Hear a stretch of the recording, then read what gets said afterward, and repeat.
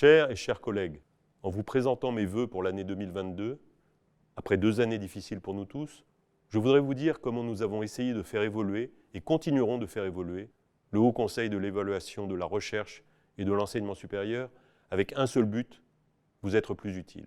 2021 a été pour le HCRS une année de changement. Nous avons fait de notre mieux pour changer les pratiques, sortir des routines, être plus à l'écoute. L'équipe de direction et l'organisation ont été renouvelées. Nous nous sommes donné les moyens de procéder à une évaluation réellement intégrée où la stratégie des établissements, les missions de formation, les activités de recherche soient enfin considérées d'un seul tenant et non comme des livrables séparés.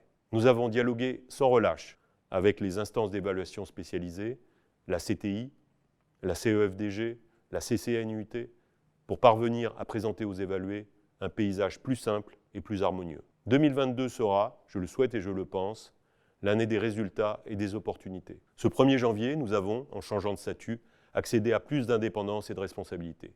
D'une certaine manière, c'était notre tour de passer aux responsabilités et compétences élargies.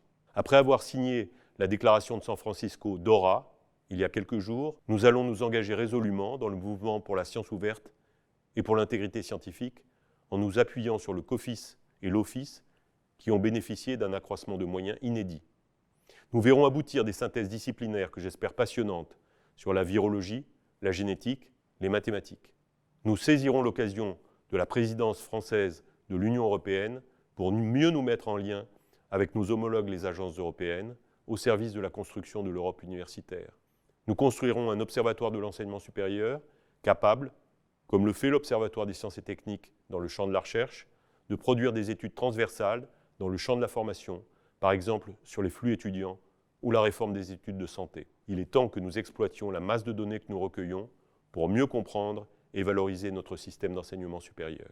L'évaluation, ce n'est pas le contrôle, ce n'est pas la bureaucratie galopante, ce n'est pas l'uniformisation. C'est un gage de confiance, le fondement de l'autonomie responsable, le respect collégial de la créativité académique et de la diversité des savoirs. L'évaluation doit être utile, non seulement à vos institutions, mais aussi à vous, chers collègues. Dans nos métiers, l'évaluation par les pairs, le regard extérieur, c'est la clé de la légitimation de nos productions et de nos actions, et donc, in fine, la clé de la valorisation du métier d'universitaire, du métier de chercheur.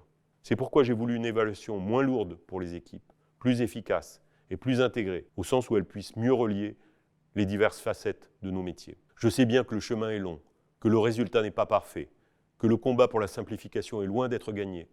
Mais je veux vous assurer que tout ce qui peut être fait sera fait pour que les scientifiques, les équipes, les établissements et organismes se reconnaissent mieux dans l'évaluation, même quand elle identifie des faiblesses, et sachent de plus en plus en faire un point d'appui pour agir. Notre travail dans l'année qui vient sera aussi marqué par la crise sanitaire qui nous interpelle tous. Oui, les établissements et les équipes ont su se mobiliser de façon formidable pour faire face, pour continuer à former les étudiants et à produire les savoirs. Mais non, nous n'avons pas de vaccin français contre la Covid et jamais la science et la rationalité n'ont été aussi contestées. Comment sommes-nous arrivés là? Comment sortir de cette situation? Ce sont des questions difficiles, mais que nous ne pouvons éluder lorsque nous cherchons à apprécier la performance de notre système d'enseignement supérieur et de recherche. Je forme le vœu que nos communautés soient capables de se saisir de ces questions dans un débat de raison, fondé sur l'analyse des faits. Le HCRS est prêt, dès cette année, à y apporter toute sa contribution. Je vous souhaite une année 2022 constructive et lumineuse.